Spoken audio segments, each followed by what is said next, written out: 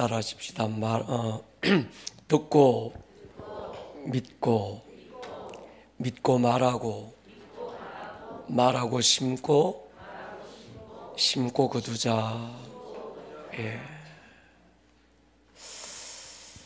뭘 듣느냐가 우리의 믿음을 결정하지만 뭘 말하느냐가 우리의 삶의 열매를 결정합니다.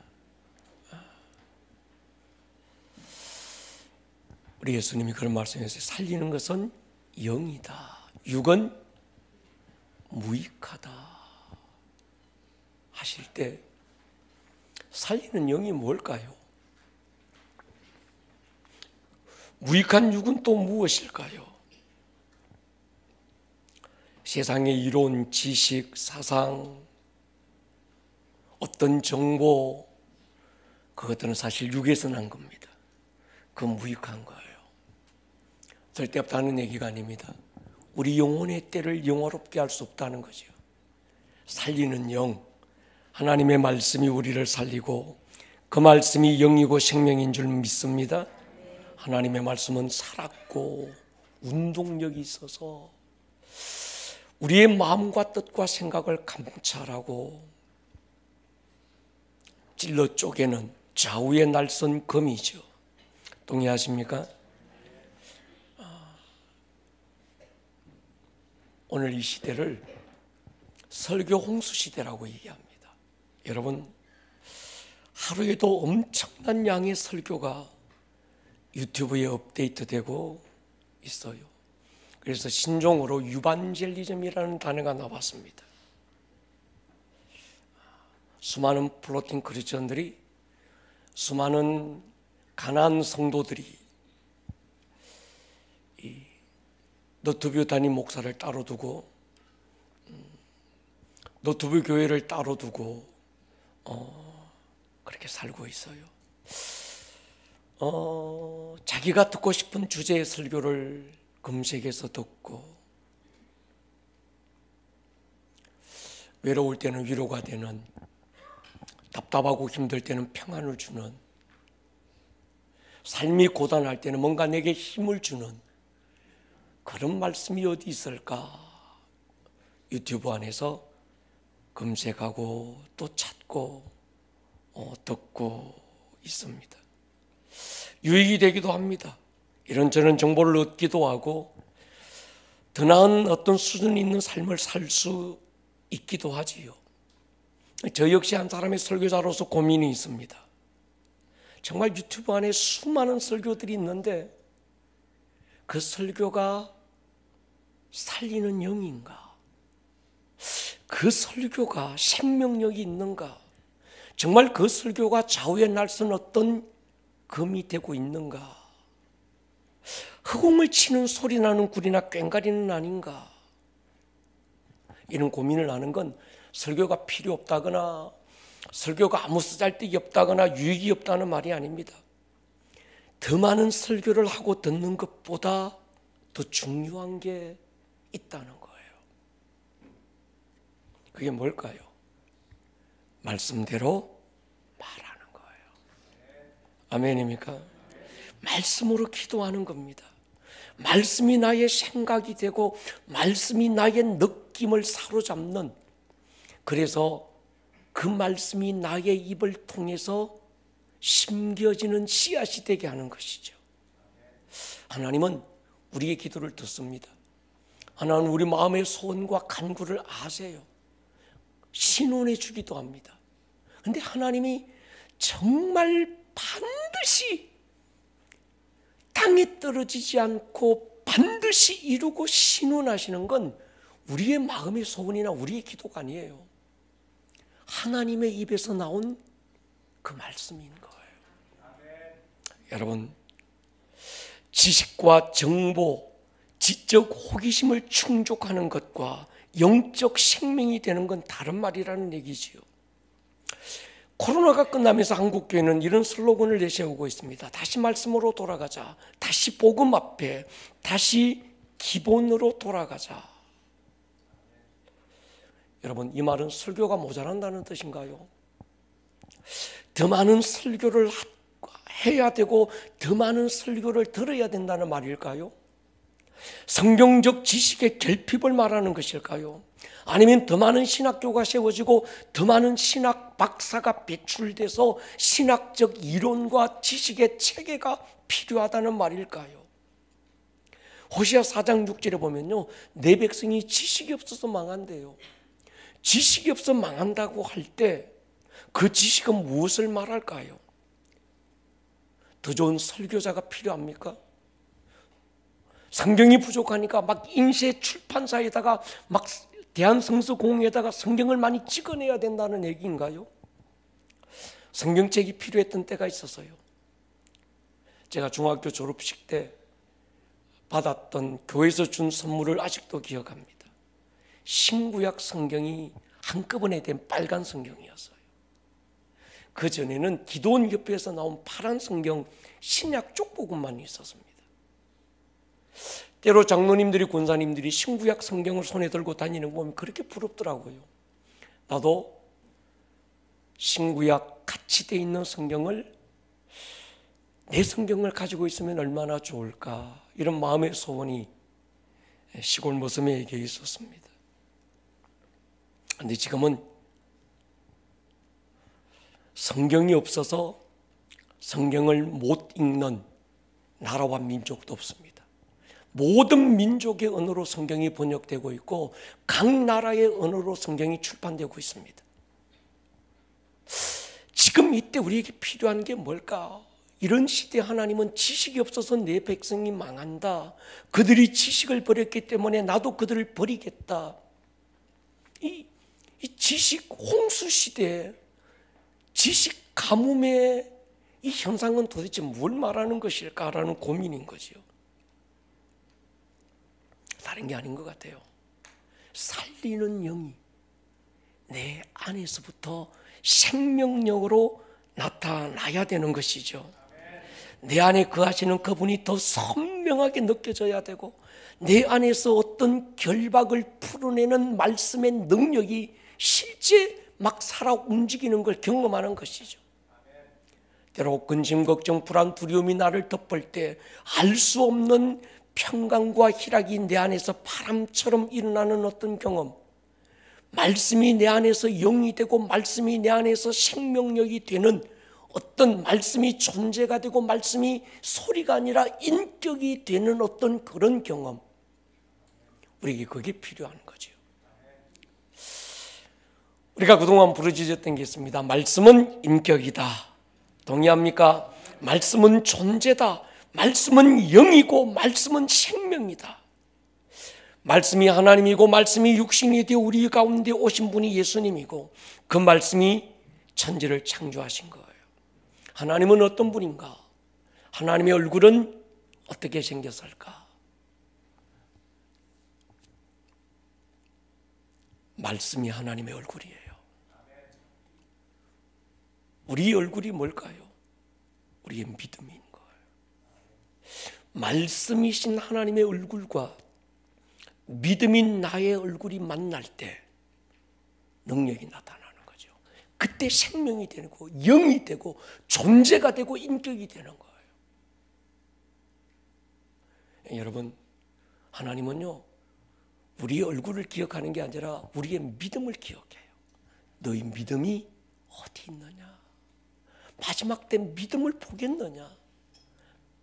하나님은 우리의 믿음에 관심이 있는 거지 우리의 외모에 관심이 없습니다.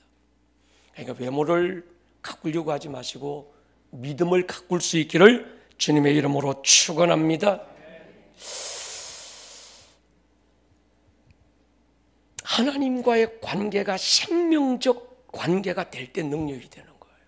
종교적인 관계, 어떤 경건의 모양만 있는 관계 가지고는 아무런 역사가 없습니다.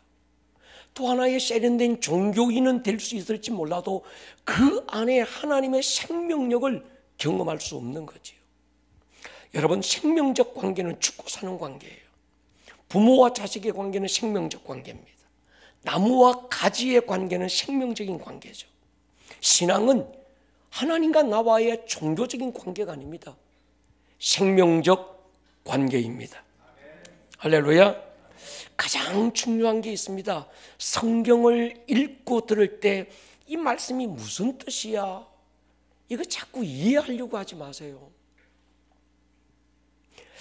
이게 도대체 뭘 말씀하는 것일까? 말씀을 쪼개고 해석할 필요가 없습니다. 그러잖아요. 내가 하나님을 어떻게 해석해요? 내가 어떻게 하나님을 쪼갤까요? 여러분, 생명은 이해하는 게 아니에요. 부모와 자식의 관계를 누가 이해할 수 있겠습니까? 사랑이라는 이 관계를 인간의 이론으로 어떻게 이게 해석이 가능할 것 같아요, 여러분? 사랑이 이해가 됩니까? 자식을 사랑하지만 자식을 사랑하는 부모의 마음이 해석이 됩니까? 이 해석이 안 되는 거거든요. 영은 해석이 안 되는 거예요.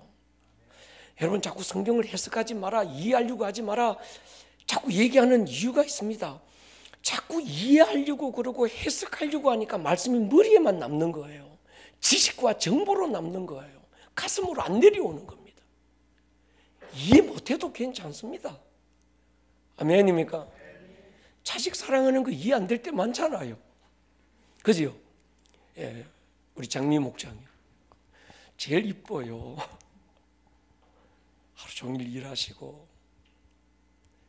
고단하실 만도 한데 또 이 기도의 자리에 나오셔서 때로 졸기도 하지만 앉아 계시는 것만으로도 얼마나 고맙고 감사한지 모릅니다. 자식을 사랑하지만 그 자식 사랑, 부모 사랑이 이해가 안 되잖아요. 그게 뭘 해석이 되겠어요? 근데 우리는 자꾸 하나님의 말씀을 머리에 두고 이해하고 해석하고 쪼개보려고 그러는 거예요. 그럴 필요 없습니다. 어차피 해석 안 돼요. 아멘입니까? 영의 세계를 어떻게 해석하고 영의 세계를 우리가 육의 세계에서 어떻게 이해가 되겠어요? 땅의 것도 이해를 못하면서 하늘의 것을 어떻게 이해하겠습니까? 그러니까 여러분, 이해하려고 하지 마시고 받으십시오. 그냥 받고 넘기면 안 됩니다. 말할 수 있기를 축복합니다. 사무엘 선지자에게 하신 말씀이 나 여호와는 사람의 얼굴을 보지 않는다고 중심을 보신다, 그 말씀인 거예요. 주님은 내 믿음대로 될지어다, 내 믿음이 너를 구했다. 그러니까 주님은 우리의 믿음을 보시는 거예요. 그러니까 하나님의 성경을 읽고 들을 때 그대로 받기 위해서 읽으십시오. 머리로 경험하고 이성으로 판단하고 해석하려고 하는 어리석음을 멈추어야 됩니다. 그럴 때 말씀의 실제가 들려와요. 내 머리로 저게 도대체 무슨 말이고, 여러분 금요 제라 때 지금 듣지만 이해 안 되잖아요. 어렵잖아, 그죠? 예, 안 어려우면 사람의 말입니다. 어려우니까 하나님의 말씀인 거예요. 자꾸 여러분들이 이해하려고 하니까 우리 목사님 설교 어렵다고 생각돼요. 이야기를 멈추면 쉬워집니다. 할렐루야. 그대로 들으면 돼요. 받으시면 됩니다. 동의하십니까? 말씀을 풀어내려고 용쓰면 안 됩니다. 말씀을 내 마음 깊은 곳에 그대로 심으려고 하십시오. 이 말은 다르게는 말씀에 내 존재를 맡기는 겁니다. 내가 말씀을 붙들고 내가 말씀을 취해야지, 이게 아닙니다. 그렇게 되면 내 생각이 기준이 되고 들었던 것, 아는 것이 기준이 돼서 듣고 싶은 것만 들어요. 아는 것만 들려오고요. 내가 하나님의 말씀을 취사 선택하면서 유튜브 안에 수많은 말씀 중에서 오늘 내가 듣고 싶은 걸 취사 선택하는 거예요. 내 이성이 동의가 안 되면 버리고, 내 경험에 안 맞으면 외면하고, 내 머리로 이해가 안 되는 말씀은 소화를 못 시키는 겁니다. 내 머리 안에 하나님의 말씀을 가두려고 하니까 그런 거예요. 그렇게 믿으니까 내 머리 한계 그 안에서만 믿고 경험이 되고, 그 머리로 하나님을 제한하게 되는 거예요. 인간적인 사람들이 이 말을 들으면 귀신 씨나라 까먹는 소리라고 할지 모르겠습니다. 우리 목사님은 신학 공부를 안 했나 봐. 제가 지난주도 교만한 소리 한번 했잖아요. 그래놓고 후회는 했습니다마는 그게 내가 신학 공부 많이 했다, 영적 세계를 많이 경험했다, 이 얘기하고 싶은 게 아니라 그만큼 책 읽고 그만큼 공부하고 마지막으로 결론이 남은 게 말씀대로 믿는 거예요. 내가 뭐 신학 공부도 안 해보고 뭐 이것저것도 도대체 아무것도 모르고 책도 안 읽고 무식한 목사가 그 얘기하면 무식하니까 그 얘기한다고 그러겠는데, 공부할 만큼 해보고 책 읽을 만큼 읽어보고 내린 결론이 뭔가 하면 하나님의 말씀을 그대로 말하는 거예요. 동의하십니까? 여러분, 말씀은 영이기 때문에 영으로 받을 때 역사가 납니다. 싹이 나고 열매를 맺게 되어 있습니다. 사람을 살리는 건 육이 아닙니다. 지식과 정보가 아닙니다. 사람을 살리는 건 영이고 생명인데, 영이요 생명이 뭡니까? 내가 너에게 이런 말이 영이요 생명이라는 거예요. 씨 뿌리는 비유에서 옥토, 네 가지 밭, 길가밭, 돌짝밭, 가시밭, 옥토. 옥토가 뭘까요? 착한 겁니까? 그 사람 착해 터졌어. 제가 지금까지 목회하면서 만나본 많은 사람들 가운데서 착한 사람들일수록 복음을 잘 안 받아들이더만요. 지는 착하대. 성경이 너 죄인이야. 그런 게 왜 내가 죄인이야? 내가 뭐 잘못했는데 나만큼만 착하게 살아봐, 이렇게 되는 거예요. 좀 험하게 산 사람들은요, 네가 죄인이다 그러면 금방 인정해요. 그러니까 옥토라고 하는 건 착한 얘기가 아닙니다. 옥토는요, 자기 부인이에요. 옥토가 뭘까요? 자기 권리 포기입니다. 옥토가 뭘까요? 내가 없는 거예요. 자기 부인, 내 똑똑함, 내 잘난 것, 내 선한 것 다 포기하는 거예요.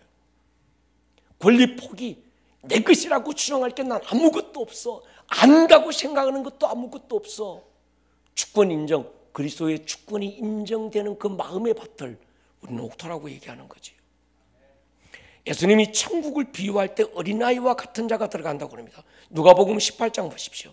같이 읽을게요. 시작. 내가 진실로 너희에게 이르노니 누구든지 하나님의 나라를 어린아이와 같이 받아들이지 않는 자는 결탄코 거기 들어가지 못하리라 하시니라. 하나님 나라는 어린아이와 같이 받아들이지 않는 자, 하나님의 나라를 어린아이와 같이 받아들이지 않는 자는 결단코 하나님 나라에 못 들어간대. 천국을 얘기하는 게 아닙니다. 내 삶에 임하는 하나님의 주권, 하나님의 다스림을 얘기하는 거예요. 이걸 쉽게 얘기하면 말씀을 어린아이같이 받아들이는 자. 어린애들은요, 자기 주관이 없어요. 자기 사상이 없습니다. 어린아이는요, 부모가 들려주는 걸 그대로 받아요. 심리학에서 동일시라는 단어가 있습니다.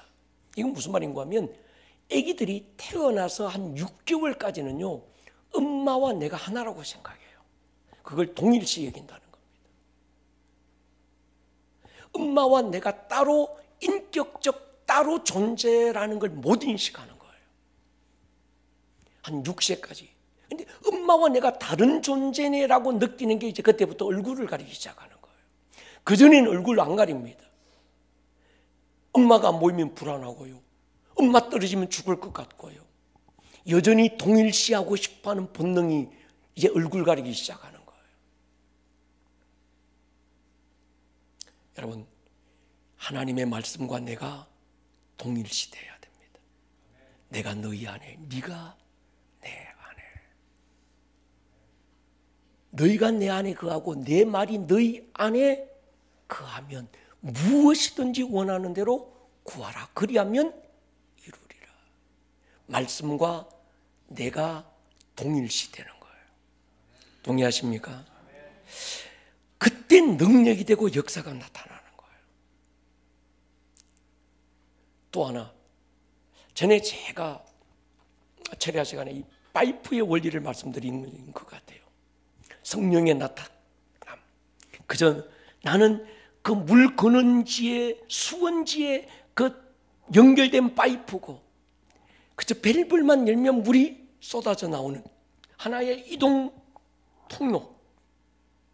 말씀이 나타나도록 연결된 통로, 내 인간의 이성과 경험으로 수도꼭지를 잠궜다 풀었다 이렇게 하지 않고 말씀이 나를 통해서 운반되고 말씀이 나를 통해서 나타나게 하는 한 백부장의 믿음을 주님은 내가 이만한 믿음을 만나본 적이 없다, 정말 큰 믿음이다라고 주님이 칭찬하신 이유가 있습니다. 그는요, 말씀을 그저 자기 자신을 하나님의 말씀이 나타나는 통로로 삼은 거예요. 말씀만 하옵소서. 내 위에도 상관이 있고 내 아래도 부하들이 있는데 그들은 상관의 말을 해석하거나 판단할 권리를 스스로 포기했습니다. 나도 지금 당신이 어떤 말씀을 하시든지 그 말씀을 그대로 받을 준비가 되어 있고 그 말씀이 그대로 나를 통해서 내 하인에게 흘려보낼 준비가 되어 있습니다. 이게 믿음인 거예요. 동의하십니까? 주님은 내가 이만한 믿음을 만나보지 못했다는 거예요. 당시 종교인들이 얼마나 많았습니까? 성경을 연구하는 서기관들이 얼마나 많았습니까? 그런데 주님은 그 백부장 이방인입니다. 선택받지 못했던 아브라함의 자손에서 소외된 그 한 사람을 주님은 이만한 믿음을 만나보지 못했다. 믿음의 기준은 종교가 아니라는 거예요. 믿음의 기준은 대단한 신앙 경력도 아니라는 거죠. 믿음의 크기의 기준이 뭘까요? 말씀을 받는 자세인 거예요. 마리아가 그랬습니다. 천사가 와서 전해요. 대저 하나님의 말씀에는 능치 못하심이 없습니다. 그때 마리아가 뭐라고 그럽니까? 주의 계집종이오니 말씀대로 이루어지사이다. 거기에 자기 생각을 가감하고 자기의 느낌으로 재해석하고 거기에 무슨 다른 그걸 얘기하려고 하는 게 아닙니다. 말씀대로 이루어지사이다. 여기서 계집종, 이 말은 뚫레라는 헬라어인데 말씀을 담는 바구니라는 겁니다. 마리아는 자신이 천사가 전해준 말씀을 판단하거나 해석하거나 지식의 도구로 삼지 않습니다. 말씀대로 자기에게 이루어지기를 구하는 거예요. 나는 말씀을 담는 바구니일 뿐입니다. 그때 뭐라고? 네가 복 있는 여자다. 대저 하나님의 모든 말씀은 능하지 못하심이 없다. 여러분, 우리가 말씀을 이런 자세로 받으면 됩니다. 여기에 내 생각, 누구가 해석해 준 해석의 원리, 제가 신학교 가면 그런 거 많이 배웠거든요. 성경 해석의 원리부터 시작해서 많은 걸 공부했지만 여러분, 거기에 대단한 능력이 있는 게 아니더라고요. 세련된 모양은 있습니다. 굉장히 있어 보여요. 아무런 경건의 모양은 있는데 경건의 능력이 없는 거예요. 어떤 지식과 정보는 되고 세련된 어떤 인간의 어떤 지식 체계는 될 수 있을지 몰라도 거기에 영이고 생명이 되는 역사가 없더라고요. 할렐루야. 베드로가 고백하는 게 뭡니까? 말씀에 의지하여 그물을 내리겠습니다.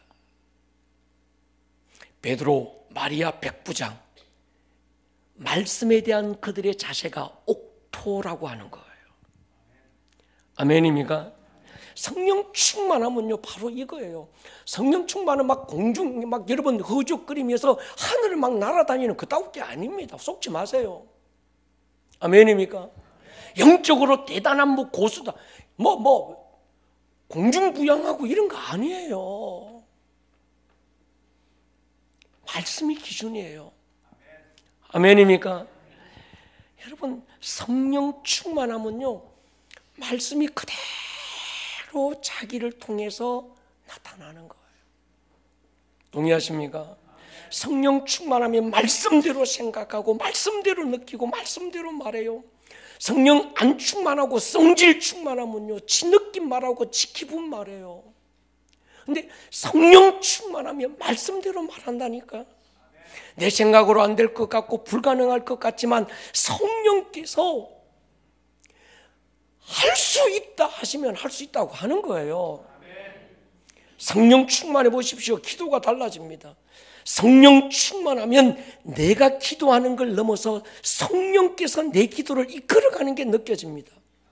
불가능한 것도 가능할 것 같은 확신이 막 생기게 되는 거예요. 사람은요, 말을 들어보면 마음에 뭐가 담긴지를 압니다. 성경은 그렇게 말해요.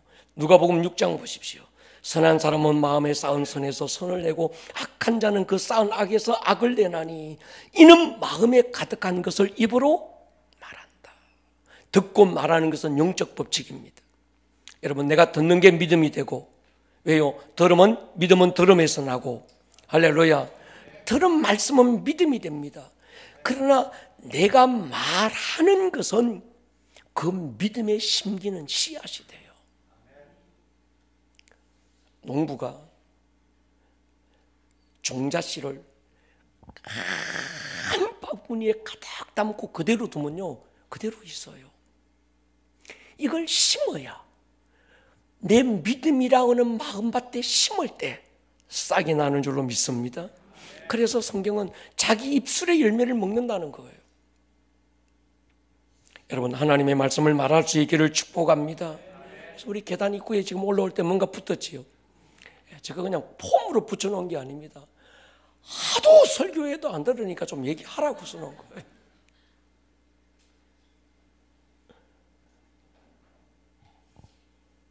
베드로전서 2장 24절 보십시오. 시작. 친히 나무에 달려 그 몸으로 우리 죄를 담당하셨으니 이는 우리로 죄에 대하여 죽고 의에 대하여 살게 하려 하십니다. 그가 채찍에 맞음으로 너희는 나음을 얻었나니. 아멘. 여러분, 예수님이 십자가에서 피 흘리신 것 인정합니까? 왜 피 흘리셨습니까? 내 죄를 대신 담당하기 위해서. 그 예수님의 십자가 과정에서 비아돌로로사 그 고난의 거리를 올라가실 때 39대 채찍을 맞았습니다. 왜 맞으셨는가? 내 모든 병을 대신 짊어지고 내 연약한 것을 담당하기 위해서. 마태복음 8장, 이는 선지자 이사야를 통하여 하신 말씀에 우리의 연약한 것을 친히 담당하고 병을 짊어지셨도다함을 이루려 하심이더라. 마가복음 16장 보십시오. 믿는 자들에게 이런 표적이 있다. 내 이름으로 귀신을 쫓고 방언말하고 뱀 짚고 무슨 독을만 해를 받지 않고 병든 사람에게 손을 얹은 적 나으리라. 아멘입니까? 이 방금 여러분이 하신 아멘은 지적 동의를 넘어서야 돼요. 아, 성경에 그런 말씀이 있습니다. 맞습니다. 지금 당신이 말하는 게 성경 말씀입니다. 그게 아닙니다. 여러분의 마음에 방금 성경의 그 말씀이 심겨진 동의여야 되는 거예요. 아멘입니까? 며칠 전이었어요. 어떤 음식을 먹었는데 입에 딱 들어가는데 벌써 상했다라는 게 느껴지더라고요. 그래도 어떤 분이 준비해 줘서 그걸 또 마다할 수 없어서 맛있게 한 그릇을 다 먹었어요. 아니나 다를까 딱 숟가락 녹는데 평생 경험해보지 못한 걸 경험했어요. 심장이 뛰더만요. 제가 얼마 전에 건강검진을 했는데 제 혈관 나이가 54세더만요. 근데 그게 토를 달아놨습니다. 조금만 노력하면 50세까지 됩니다. 이렇게. 근데 그걸 딱 먹었는데 심장이 뛰기 시작해요. 이게 아내에게 내 심장이 이렇게 뛰지? 속이 막 뒤집어지는 것 같고 막 야단이 났어요. 그때 제 입에서 적시로 튀어나온 말이 있습니다. 믿는 자에게 이런 표적이 따른다고 했다. 예수의 이름으로 무슨 독을 마실지라도 해를 받지 않는다고 말씀하셨다. 할렐루야. 예수의 이름으로 나는 무슨 독을 마셨지만 해를 받지 않는다. 상한 음식은 정상으로 소화되고 모든 위장의 기능은 정상으로 작동할지어다. 말씀대로 말하기 시작했습니다. 여러분, 제가 무슨 신유의 은사가 있는 것도 아니고 특별한 대단한 막 하늘 막 움직이는 무슨 어떤 천사의 말을 하는 것도 아닙니다. 저는 말씀대로 말한 거예요. 그런데 나았을까요? 안 나았을까요? 안 나았으면 간증을 안 합니다. 이렇게 하는 거예요. 할렐루야. 우리 황 집사님 어디 가셨어요? 황연주 집사님 이렇게 말하는 거예요. 할렐루야. 여러분, 내 느낌을 말하지 않는 거예요. 감각을 말하지 않는 거예요. 내가 감각을 말하면 그 감각이 심겨집니다. 내 느낌을 말하면 느낌이 심겨져서 싹을 만든다니까요. 디모데후서 1장 7절 보십시오. 시작. 하나님이 우리에게 주신 것은 두려워하는 마음이 아니요 오직 능력과 사랑과 절제하는 마음이니. 요한일서 4장 18절 시작. 사랑 안에 두려움이 없고 온전한 사랑이 두려움을 내쫓나니 두려움에는 형벌이 있습니다. 두려워하는 자는 사랑 안에서 온전히 이루지 못하느니라. 하나님은 우리에게 두려운 마음을 주셨을까요? 안 주셨을까요? 안 주셨어요. 근데 어느 날 갑자기 내 안에서 불안함이 막 엄습해요. 불안과 공포의 차이가 뭔지 아세요? 불안은 실체가 없어. 안 보여. 공포는 실체의 대상이 눈에 보여. 흉기를 들었다든지 이건 공포야. 근데 흉기를 든 사람도 눈에 안 보이는데 내 안에 막 어떤 불안함이 오는 건 눈에 보이는 실체는 없지만 보이지 않는 실체가 있는 거예요. 그래서 오늘 요한일서 4장 18절 보면 사랑 안에는 두려움이 있다 없다? 없다. 여기서 사랑은 인간의 사랑이 아닙니다.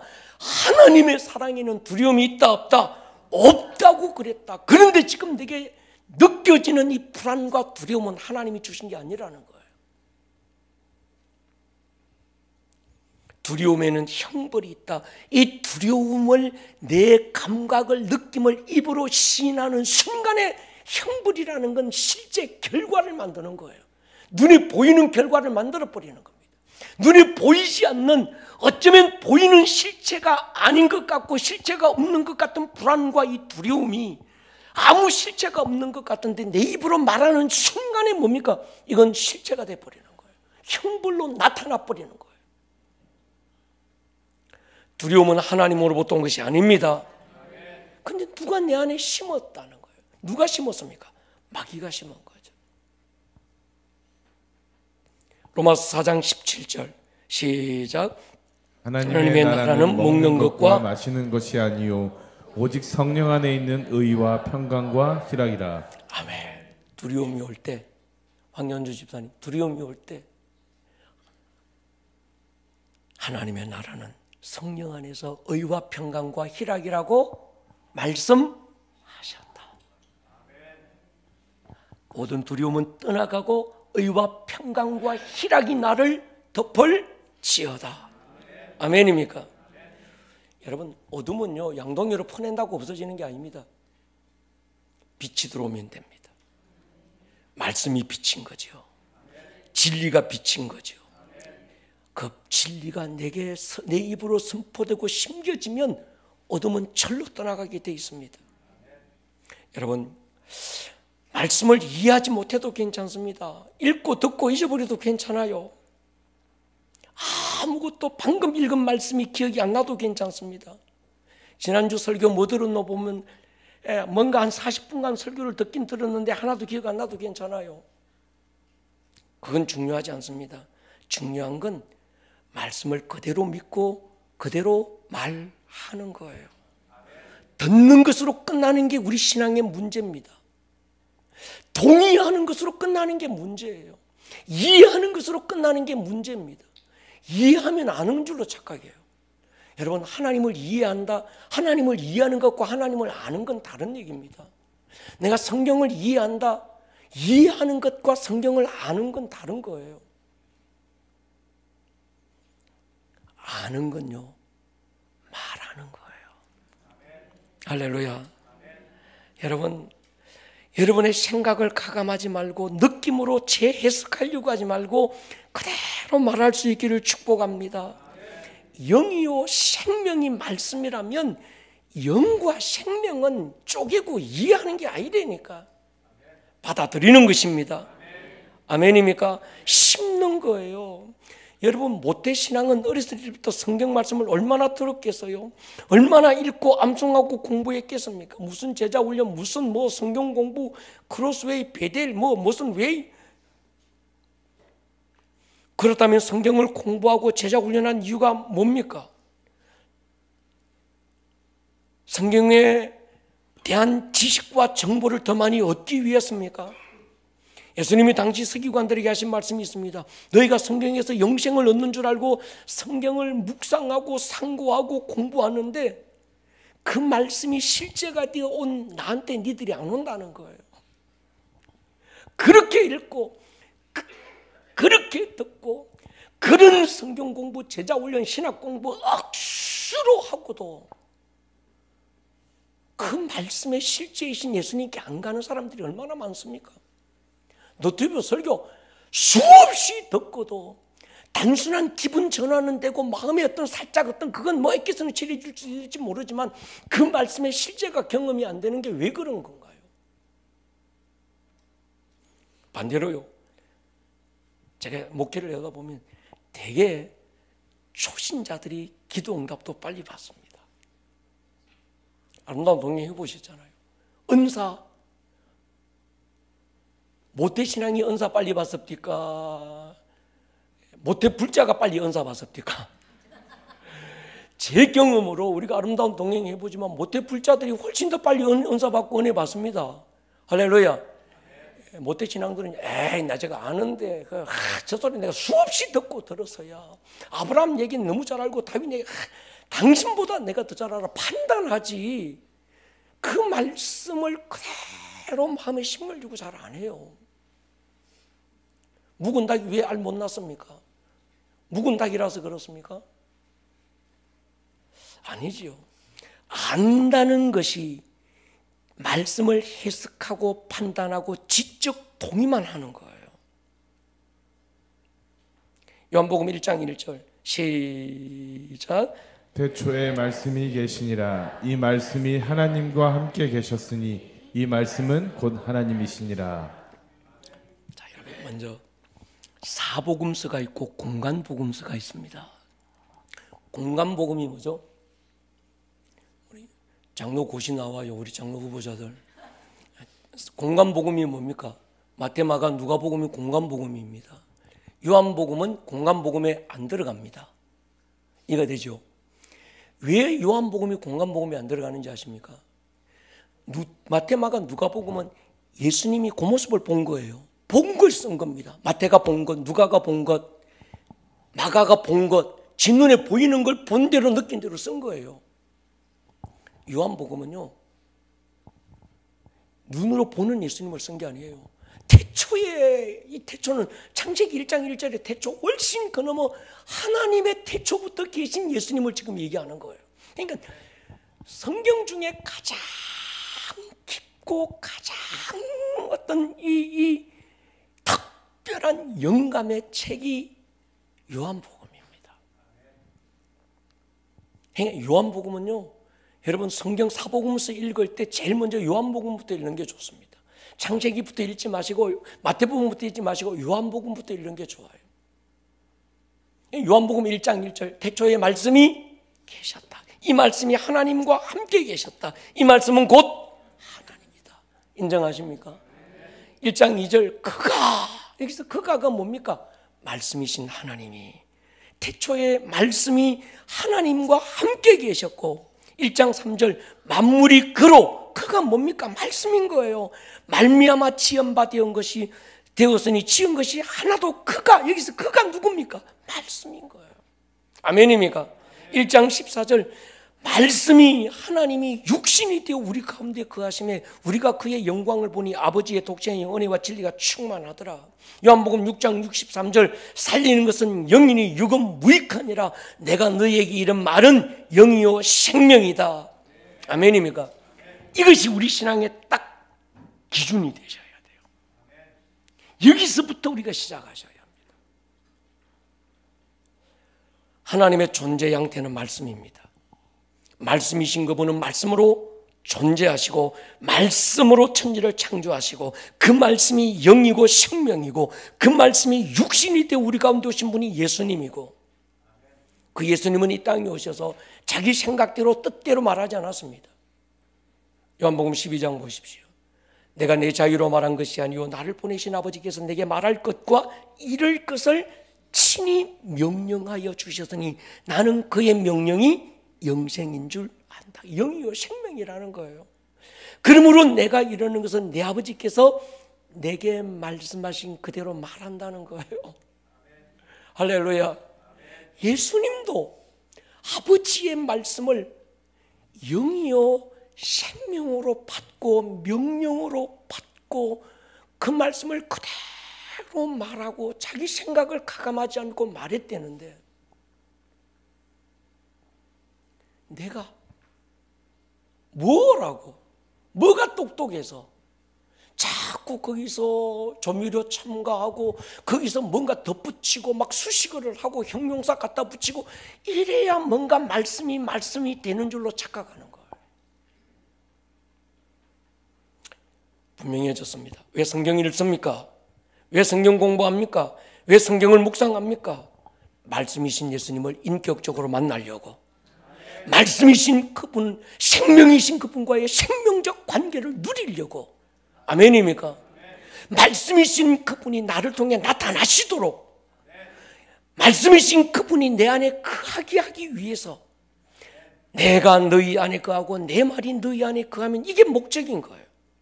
말씀을 공부하는 이유, 말씀이신 예수님과 생명을 누리기 위해서, 말씀을 알아야 되는 이유, 말씀이신 그분이 내 안에 거하기 위해서, 주님의 말씀이 내 안에 심겨지기 위해서 듣고 공부하고 암송할 필요가 있습니다. 왜 성경을 읽습니까? 그 말씀이 나를 통해 나타나기 위해서. 말씀만 하옵소서. 말씀 그대로 이루어지사이다. 말씀에 의지하여. 심겨지지 않는 말씀은 열매가 안 됩니다. 하늘 그대로 있는 거예요. 하늘 그대로가 참 많습니다. 난 말씀을 가졌어. 난 말씀 알아. 공부했어. 크로스웨이도 했고 무슨 베델도 했고, 난 제자 훈련 다 받고, 나 성경 엄청 읽었고, 성경 창세기부터 계속 달달달 내가 다 알아. 하늘 그대로 있는 거예요. 이걸 심으셔야 합니다. 어떻게 해요? 말해서. 동의하십니까? 코로나가 터졌을 때 우리는 더 기쁨으로 가자고 외쳤습니다. 복음서적 제자로는 안 된다고 외쳤습니다. 이론적이고 교리적인 제자 훈련으로는 이 어두운 시대를 뚫고 나갈 수 없다고 소리쳤습니다. 어디로 가자고요? 사도행전적 제자로 가자. 사도행전 제자가 어떤 제자입니까? 복음서의 제자와 사도행전의 제자가 어떻게 다릅니까? 인간이 다릅니까? 그 인간이 그 인간이에요. 복음서의 베드로가, 사도행전의 베드로가 그 사람입니다. 근데 뭐가 달랐습니까? 여러분, 베드로 보십시오. 제자훈련 수석 졸업자예요. 직접 예수님 따라다니며 3년 6개월 동안 정말 제자훈련 잘 받은,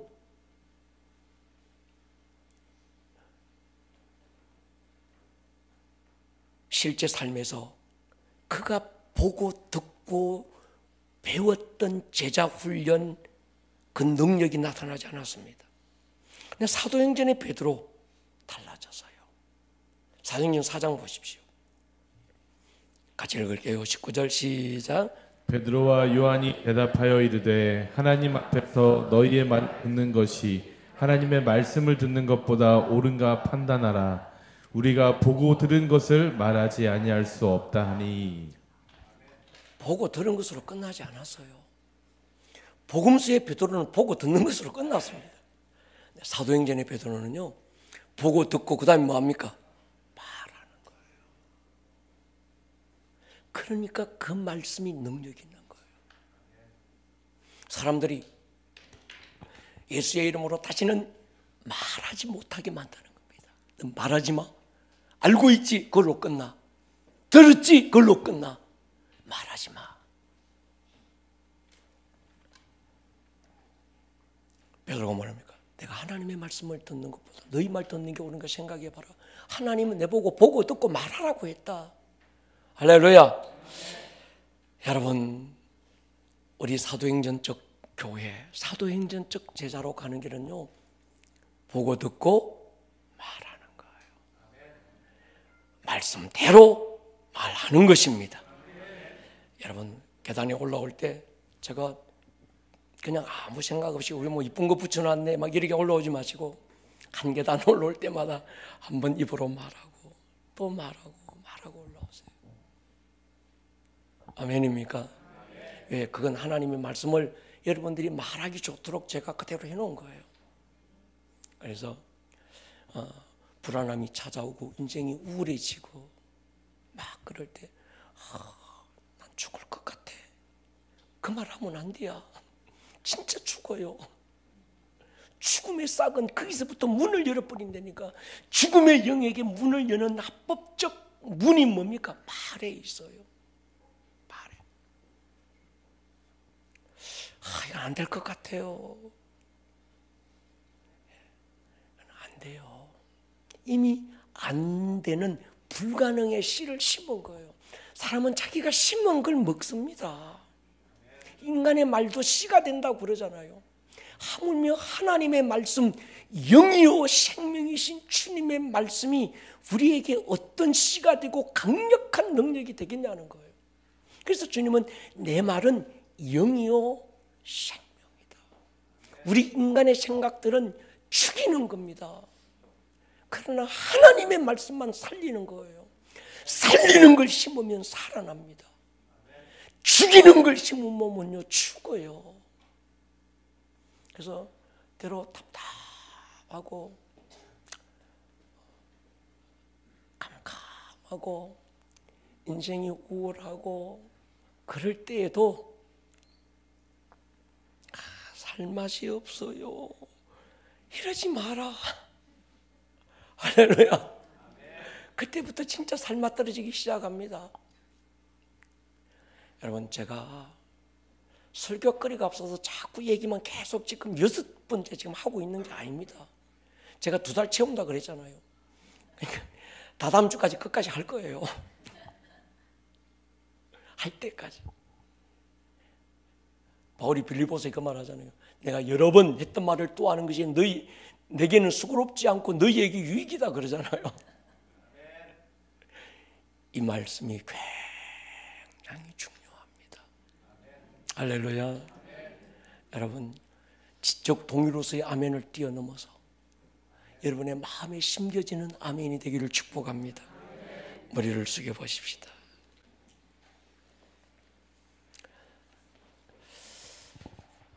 사랑하는 여러분, 한 주간 어떤 말을 많이 했습니까? 살리는 말씀을 많이 말했습니까? 내 생각, 내 경험, 내 느낌, 그걸 많이 말했습니까? 그래서 결국 거두어진 열매가 무엇입니까? 오늘은 어제 심은 것의 열매고 내일은 오늘 심은 것의 열매일 뿐입니다. 주님, 영을 심으면 영을 거둡니다. 생명을 심으면 생명을 거두어요. 하지 말아야 될 말, 성령님 입에 재갈목이셔서 침묵할 수 있는 은혜를 주십시오. 성령님, 내 혀를 사로잡으셔서 살리는 말을 하게 해주십시오. 아멘. 부정적인 말이 나오거든 방언해버려요. 어다다다다다 막 해버리시라고. 하늘의 언어는요 방언만 아닙니다. 감사가 하늘의 언어고 성경 말씀이 하나님의 하늘의 언어예요. 동의하십니까? 말씀을 말할 때 하늘의 언어가 됩니다. 주님, 하늘나라 백성은 하늘나라 말을 합니다. 내 마음에 가득한 것을 말하게 됩니다. 대한민국 사람은 한국말하고 일본 사람은 일본말합니다. 무슨 말하는지 들어보면 어느 나라 살고 있는지 압니다. 주님, 내 안에 하늘의 은으로 가득 채워주셔서 입술 벌려질 때마다 하늘의 은혜가 선포되고 살리고 생명이 되는 은혜로 충만케 하여 주옵소서. 우리 시간 두 손 번쩍 한번 드십시다. 주여 내 혀를 사로잡아 주십시오. 아멘. 내 입술에 책을 먹여 주십시오. 아멘. 살리는 영을 말하게 해 주십시오. 아멘. 생명을 심게 해 주십시오. 아멘. 주여 한번 부르고 통성으로 기도합니다. 주여, 주여. 주여. 오늘 들었던 이 말씀이 듣는 말씀에서 끝나지 않고 여러분들의 삶에 살아내는 말씀으로 생명력 있는 말씀이 될 수 있기를 주님의 이름으로 다시 한번 축복합니다. 온 하늘